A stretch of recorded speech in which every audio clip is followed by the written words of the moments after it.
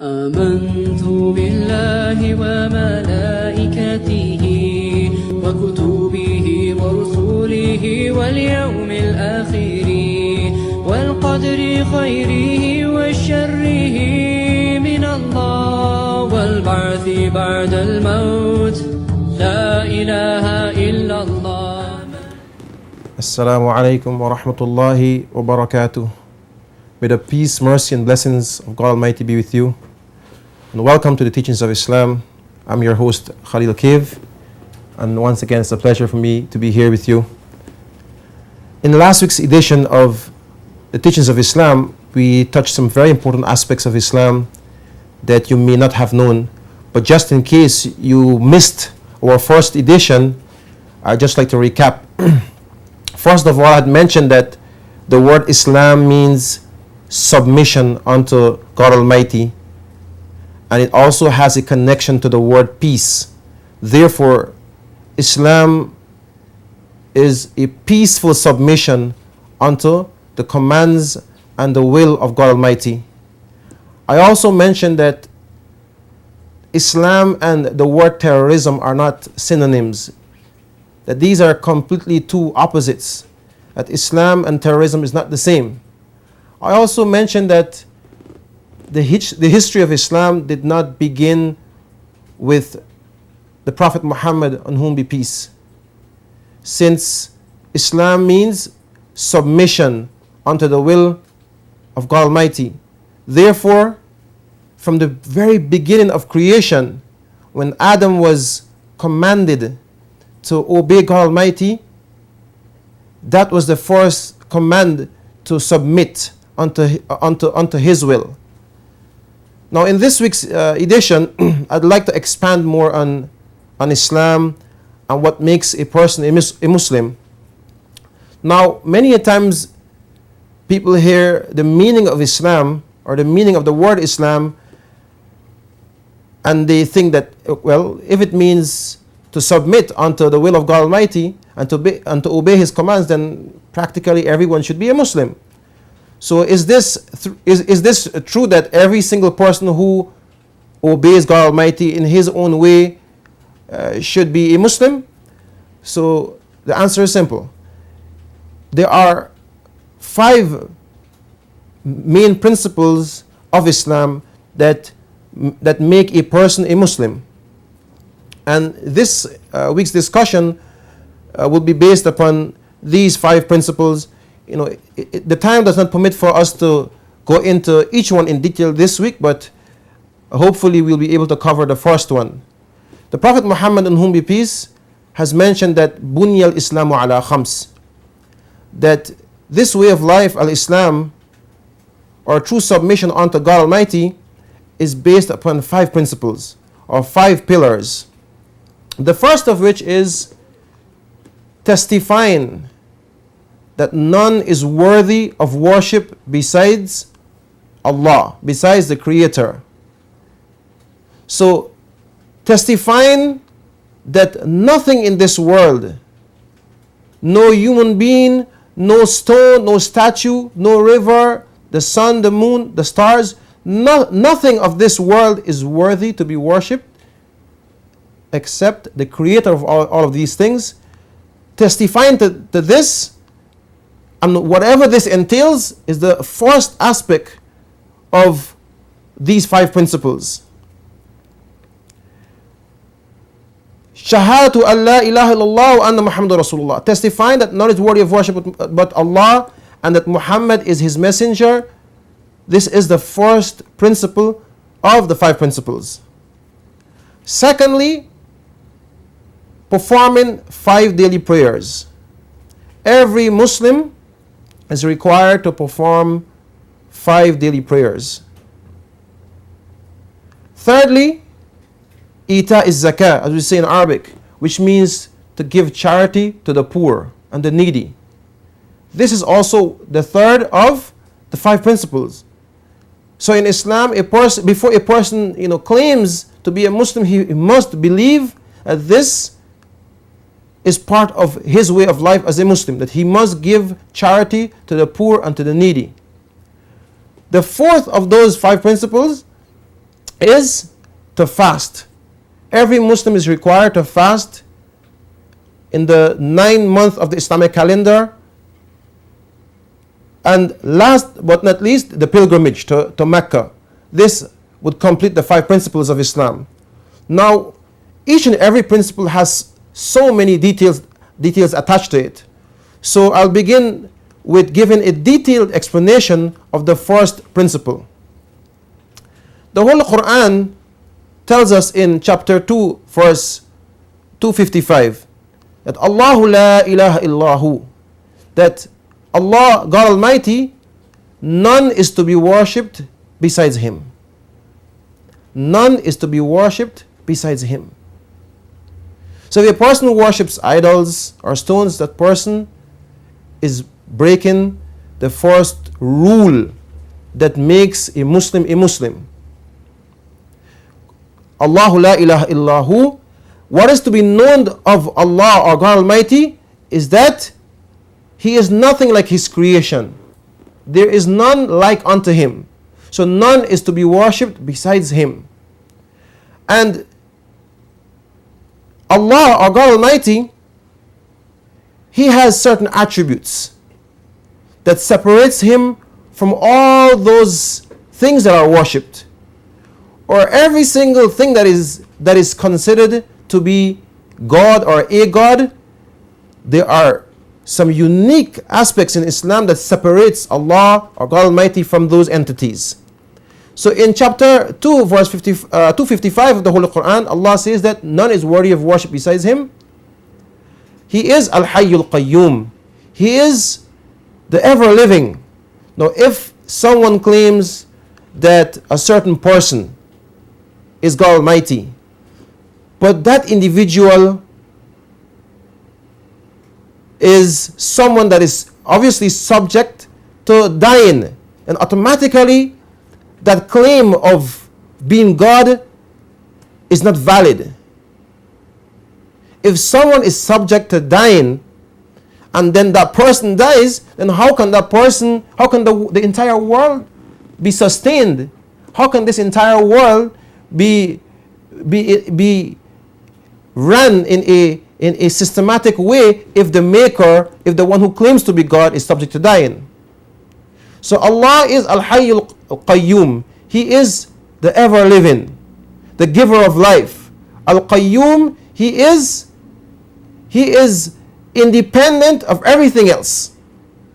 So if someone claims to be God, but he is dependent on other people for his own existence, or he is dependent on other means for his own survival, then he cannot be God. This is basic logics. For example, a human being claims, I'm God. Okay, can you live without eating? Absolutely not. Can you live without drinking water? Absolutely not. Can you live without dependent on air for your survival? Absolutely not. These are just basic examples. This is basic logic. This is basic logics, basically, which each and every human being, should think about. That a person cannot claim to be God while he is dependent on all of these means for his own survival. So Allah Almighty says in the Quran that He is Al-Hayyul Qayyum, the ever-living, the independent. He doesn't depend on anyone for his survival. لا تأخذه سنة ولا نوم. He says that neither sleep nor slumber overtakes Him. Here we go again. Someone claims to be God, but at night he's tired. He goes to bed. He sleeps. If you're God Almighty, then who is taking care of the world when you're asleep? How can you ensure that the sun is rising on the other side of the world if you are asleep? So it makes absolutely no sense for a human being to claim that he is God Almighty, or there's absolutely no reason any person should be worshipped as God Almighty if he sleeps, or if he's overpowered by slumber. من ذا الذي يشفع عنده إلا بإذنه يعلم ما بين أيديهم وما خلفهم. God Almighty is such that He knows every single aspect of His creation. A person makes a phone. So he's the manufacturer of this phone. It is logical to think that he would know all the features of this phone. Imagine someone makes a phone and then he doesn't know the features of this phone. Some outsider from the company has to come now and discover the various features of this phone. That would show that this person doesn't know what he's doing. So likewise, such attributes cannot be attributed to God Almighty. He knows every single aspect of his creation. There's nothing that is hidden to him. The tiniest creation to the bottom of the sea, its existence, how it survives, when it was made, all of this knowledge is with God Almighty. Our secret thoughts, whatever we are thinking, whatever we are planning, whatever we have done in the past, the knowledge of all of these things is with God Almighty. وَلَا يَؤُودُهُ حِفْظُهُمَا وَهُوَ الْعَلِيُّ الْعَظِيمُ. The creation of the heavens and the earth is never a burden to God Almighty. We as human beings, no matter how capable we are, there are times when we are overwhelmed by our jobs.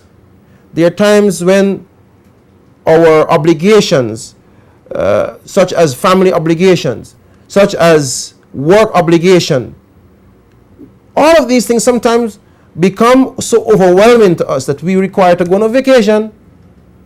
For God Almighty, He doesn't require any vacation. He doesn't become tired of sustaining, of protecting the heavens and the earth.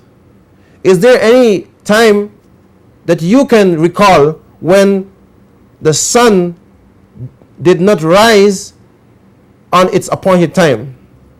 Is there any time that you can recall when the ocean became dry because God Almighty, or because the maker of the ocean forgot, or he was negligent of the ocean? No, absolutely not. There are billions and billions of chickens, for example, that every single day are being killed and being provided as food for mankind.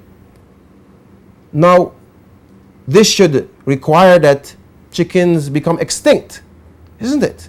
We hear about dinosaurs becoming extinct. But how about chickens? So many chickens are being killed every single day so that we can eat, but yet chickens are not becoming extinct. Why not? Think about it. It is because God Almighty continues to provide for us as human beings, and He's not becoming tired of this. There are so many other creations that are being sustained also. So the first and most important principle of Islam that makes a person a Muslim is understanding God Almighty and knowing Him. Knowing what separates Him from His creation. So in Islam, the Khaliq, or the creator, and the Makhluq, or the creation, they are not at the same level. They are miles apart. God Almighty is above His entire creation. So He cannot be compared to any of His creations. If someone, for example, draws a picture and says, well, this is God Almighty, then this is reducing God Almighty to the level, or to a level that is equal to that of His creation. And this cannot be. Can you imagine God Almighty being a man, just had a meal, it didn't sit well with him, and then he's forced to go to the toilet? Can you imagine this? How, it is so strange, how people today reduce God Almighty to the levels of a human being. And then we refer to that person as God. And we bow, we worship before such entities, and think that these entities are our providers and protectors. The Quran tells us very, very clearly that قُلْ هُوَ اللَّهُ أَحَدٌ. Say, Allah, God Almighty, is Ahad. He is one and unique. He is one and unique. In Islam, there are no 2 or 3 or 4 or 5 or 10 gods or 100 gods. No. Every Muslim believes that Allah, God Almighty, is Ahad. He is one and unique. لَيْسَ كَمِثْلِهِ شَيْءٍ. The Quran says, لَيْسَ كَمِثْلِهِ شَيْءٍ. There is nothing like unto Him. So if anything can be compared to something else, then that cannot be God Almighty. It cannot be God Almighty. So قُلْ هُوَ اللَّهُ أَحَدٌ. Allahu Samad. God Almighty is, He is the eternal. He is absolute. He is the absolute eternal. We are subject to death. A day will come when each and every one of us will experience dying. There's this, there's this teaching. There's a certain group of people out there that refer to human beings as gods. You may have heard of persons referring to each other as God, as God, or as part of God Almighty. We cannot be part of God Almighty also. He's above us. He's our creator, our maker. We are no part of Him. We are part of His creation. Because if I am part of God Almighty, then I must be able to enjoy and experience all of His attributes. So He's ever living, and I should be ever living also. I shouldn't be subject to death. God Almighty, He is the provider of everything. He's a knower of everything. I should have such attributes also because I'm part of Him. It's like a person, if he has children, so you would imagine that his children have his genes. So they would share a certain likeness with that person, with that individual. You can't imagine that a person is of Chinese descent and someone claims to be his child, but that person is the complete opposite. This person maybe is from Africa, or this person maybe is from India. No, this is impossible. There must be some attributes of the parent that he shares with the child. So if a person claims that he is a God or he is part of God Almighty, then he should be able to share in the divinity of God Almighty. He should be able to be sustained by himself. He should be able to experience what it is to be ever living. He should be able to create. He should be able to make something from nothing. But we are not gods. We are the creation of God Almighty. So Allah Almighty says in the Quran that He is the absolute eternal. Lam yalid wa lam yulad. God Almighty is such that He begets not, nor was He begotten. Meaning that God Almighty has no father, no mother. He has no children. He has no father, no mother, no children, no spouse. This is God Almighty. If someone has a spouse and has children, then this means that this person has to engage in the act of reproduction. This person is then given similar attributes to a human being or to even animals. So then God Almighty is like His creation, which is impossible. وَلَمْ يَكُنْ لَهُ كُفُوًا أَحَدٌ. The Quran says that there is none like unto Him. There's absolutely nothing that we can conceptualize as being similar to God Almighty. He is one and alone. He has no partners. So the first principle of Islam entails that a person recognizes God Almighty as the one and only deserving entity for His worship. This in Islam is referred to as Tawheed al-Uluhiyya, which means that each and every person who claims to be a Muslim must acknowledge, he must believe sincerely from his heart that God Almighty alone should be worshipped. He should be singled out for his worship. Therefore, in Islam, if a person even bows with the intention of worshipping, he bows before another human being, this person is guilty of what is referred to as shirk. Shirk means, in Arabic, associating partners with God Almighty. Associating partners with God Almighty is the highest sin in Islam. It is the biggest crime any person can commit, associating partners unto God Almighty. Many of you are Christians, and you would know of the story whereby the children of Israel, they put together their jewelry when Moses went to the mountain to collect the Ten Commandments. In his absence, they gathered their jewelry, and what did they do with it? They made from it a golden calf, which they bowed before, which they worshipped. When Moses came back, what did he do? Did he smile in their faces and congratulated them that you are so creative? Wow, how did you do this? You're so creative. No, this was not his reaction. He was so angry and infuriated at what he saw, that he broke this calf into tiny pieces and he just threw it into the sea. Why? Because what they had done was break the first and the most important command of God Almighty, which is, thou shalt not worship no other God but me. So every Muslim, this is where he begins, knowing that nothing should be worshipped besides Allah, besides God Almighty. The second aspect of this tawheed, or this belief as Muslims, is that we acknowledge that God Almighty also, He is a Rabb, meaning that He is the one that is in charge of this entire world. He is the owner of every single thing in the heavens and on the earth. So, for example, we have had so many wealthy people that have traversed this earth.